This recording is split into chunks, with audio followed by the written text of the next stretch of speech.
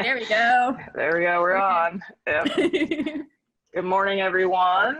Morning. We're here again with another podcast. I think this is this number three? Number Season three. 1, episode 3. Season 1, episode 3. That's right. My name is Latanya Severe. I go by she, her pronouns, and I'm here with King County Equity Now's research team. And I'm joined this morning with, go ahead, I'll let you introduce yourself. Thanks. Sean Blaze. I use they, them pronouns. I'm also the research team at King County Equity Now. So yeah, we're going to have a good day, I think. There's a lot going on. There's so much going on this weekend. So today we're just going to kind of talk a little bit about what's been going on around the county and Seattle this weekend, and we'll touch base on the research project. But we want to start and talk a little bit about what's been going on. So yesterday, a really cool event at Rainier Beach Community Center. There was a rally for Black education, and I think this was, let's see, Decriminalize Seattle and King County Equity Now hosted it. And a lot of cool stuff was discussed. I think it's cool because it aligns very well with the work that we're hoping to do with some of the money reinvested once City Council defunds SPD. The research project, we're looking for all types of researchers, especially youth researchers, and getting their voice and giving them an opportunity to go out into the community and talk to individuals about what safety and health looks like. And so this particular event talked a lot about community schools and being able to create the schools that help our youth thrive and affirm them and give them an opportunity to be successful, something that you don't always find in traditional schools. They talked about restorative justice and being less punitive with youth who are typically over-policed and oftentimes looked at as adult behavior, even though other youth aren't judged that way.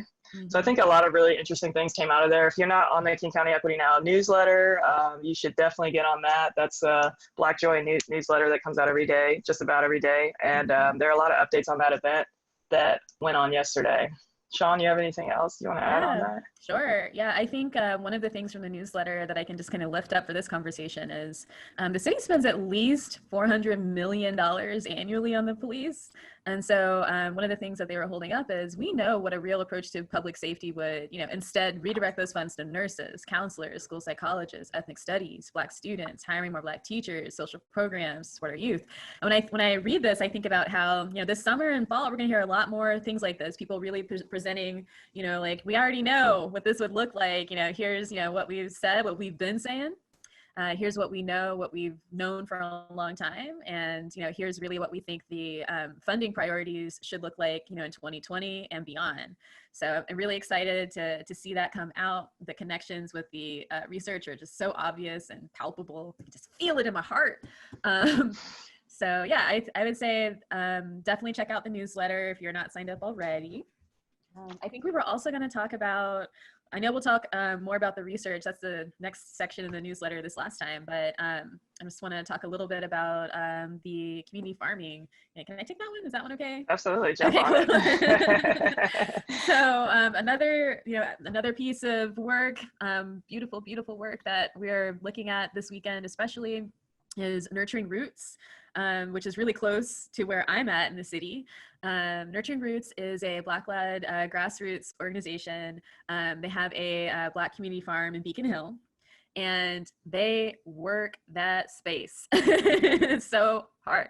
It's a healing space. It's also a space where food is produced, where there are wellness programs. It's entirely volunteer run, and it's been around for over 7 years. And so one of the things that we want to, hold up is that the city of Seattle approached Nurturing Roots about kind of expanding their operations of this other property called the Red Barn Ranch property. So it's an area that's in Auburn, and it's owned by Seattle. And so originally there's this basketball star who, I don't know basketball, so but I know that their last name is Baylor. Elgin Baylor, that's a legend there. Really? Yeah. Oh man, I have for no sure. idea. It's like not my world. But no worries. Originally, Baylor donated like 47 acres of land to the city to host camps for city kids, and then it's just been sitting vacant for a long time. And so we're thinking, hey, you know what would be great? We have this piece of land that was, originally supposed to be, a space that really centered youth, especially Black youth. And we have this organization that is, working land and creating these like thriving little communities. And so like putting those things together. And so we have a call to action about emailing Jesus Aguirre at seattle.gov to encourage that land to be activated for nurturing roots. And so that's a big push that's also happening this weekend.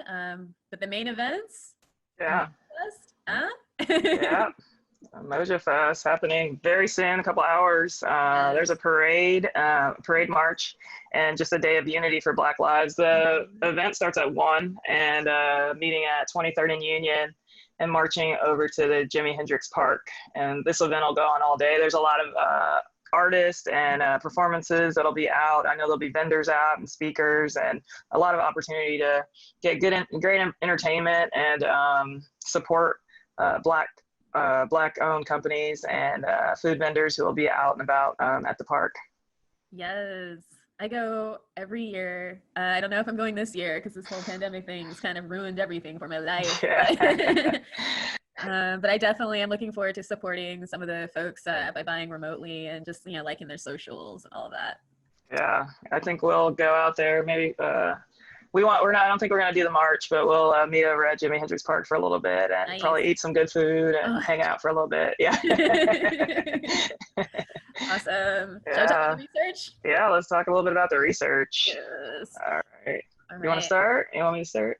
Sure, I can start. So what is the research? So we've done 2 episodes now that are about like, what is the research, what it's about, who can be a researcher, what's kind of timeline stuff. But if you're joining on episode 3, which is totally how I roll, I want to just kind of get you up to speed. So we have this, decades of activism by our community leaders, by our Black-led organizations, as well as other, BIPOC organizations coming up the city saying, hey, we need true community and safety and health, and the police, yeah, they're not it. They are harming us. And, decades. And then, finally, this year, something has shifted. We can, guess the many reasons for that later, but it has shifted, and we're at a place where City Council is committed to divesting from police and reinvesting into community. And there are many ways that King County Equity Now, which is a coalition of Black-led community organizations, and Decriminalize Seattle, which is a coalition of Black, Indigenous, POC organizations and allies.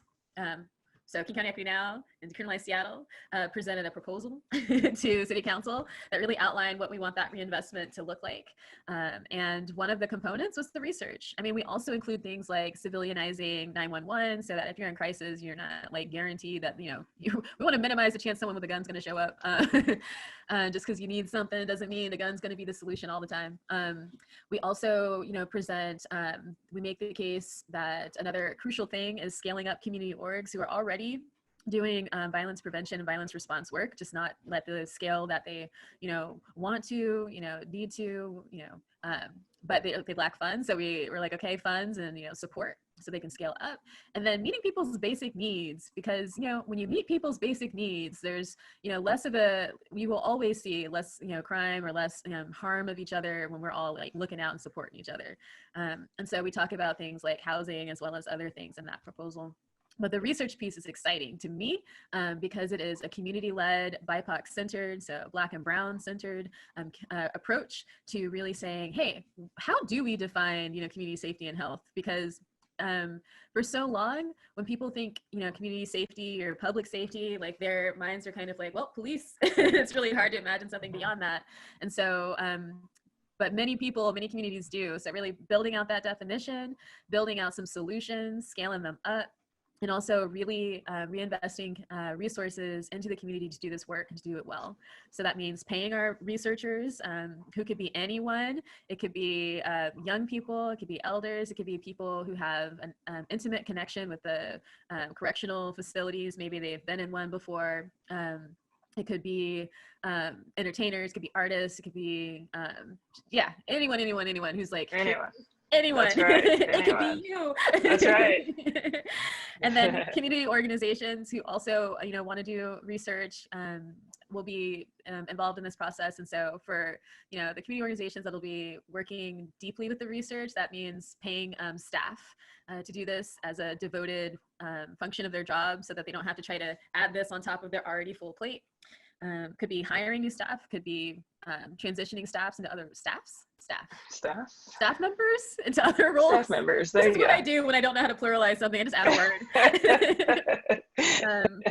Could be transitioning them into other roles. So many different ways, many different things. And it's going to be for the summer and fall. It's going to inform the city's budgeting process for what we do in the years to come. It'll inform the police contracts, which are up for negotiation this year. And it'll inform and kind of support that community scale up effort. So we might be doing some research that helps develop like a cost benefit analysis for an org that's like, should I, you know, put my money here or should I put it here? So research might be supporting that depending on what we hear from community. So I think those are the main nuts and bolts. I don't know, Latanya, think of anything else we should say? Yeah, no, I think that's you nailed it. Definitely, if you're interested at all in being involved in this work and you're curious about just going out and talking to your community about what's going on and what's going to make this, what do you envision for safety and health in the community, and what do you envision for a police contract that works for the people and not against them? You should definitely check out our teach-in, and I think it's in the description. Yes. And you should come to a teach-in. It's very informal. You can come, bring your kids, bring your dinner, your drink, whatever, you know, just pop in and talk to us. We'll answer your questions. We'll give you the information you need to make a decision whether or not this is something you want to do or get more information about. And we'd love to chat with you. Also, I think it's important to know that the organizations that we're focused on are BIPOC-led orgs that work specifically with youth and marginalized individuals who have been most impacted by over-policing, and orgs that have worked with overpopulation of individuals who have been in foster care or experienced homelessness or the juvenile justice system, and also orgs that have experience working with individuals with disabilities. So we're really trying to, and also LGBTQ plus individuals. That's right, one up for that. So we're really trying to be intentional about who has an opportunity to engage in this research, because typically a lot of times I think that decisions are made for communities without their true input. And so we want to do the opposite of that. Yes, always. So I know we're about to sign off. I think our calls to action this week are probably important to lift up. So if you're on the newsletter, you'll see we have made everything even simpler for people. Like, it's literally like click a button and like, you know, sign in, and then like it'll like, you know, have an email template for you so you can email city council, you know, you can tweet at them, whatever. But basically this next week is really just letting city council know that this is important, that this is something that you know that they should do. Like, I just signed in, I see so far, you know, we have well over 700, you know, actions in the last few hours that people have taken to email their city councils. That's exciting. So we're going to keep that up. And, you know, let them know that this is important. Let them know how crucial it is to adequately fund this work so that orgs aren't sort of like fighting for scraps, because that's usually the standard status quo, pitting org against org. You know, maybe it's like a $10,000 contract split over 2 years, and you have this one org that's like, oh man, that's like almost our whole operating budget, and you have this other org that's, yeah, it's gross. So we don't want that. So we just want adequate funding to do this work and do it well.